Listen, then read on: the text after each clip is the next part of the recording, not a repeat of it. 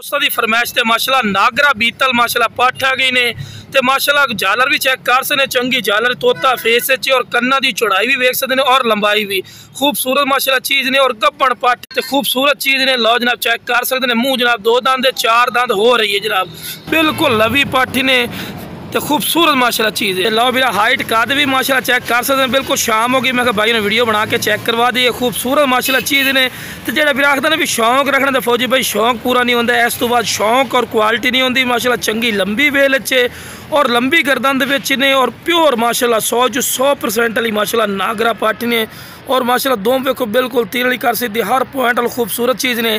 तो जनाब 2 तो 2.5 महीना की माशाल्लाह गब्बन पाठे भी चेक तो ये भी करा देने तो खूबसूरत माशाल्लाह शौकिया चीज़ ने।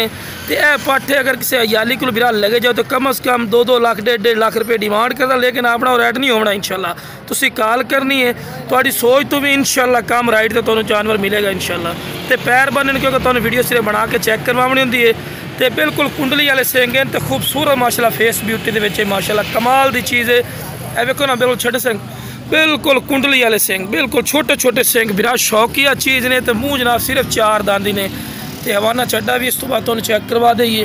तो लो जनाब हवाना चड्डा भी माशाल्लाह वेख लेना बना रही तो मोटे ताल के यदा ये फायदा होता है कि जी मोटी थड़ी होंगी ना बिरा चंगा हवाना चड्डा बनाई है।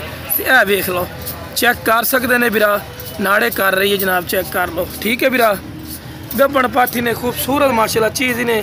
तो ये पहले सूए च वो नस्ल है जी 2-2 2.5 लीटर दुध तिकर देंदी है माशाल्लाह। वो माशाल्लाह बकरी के विचों ये पई।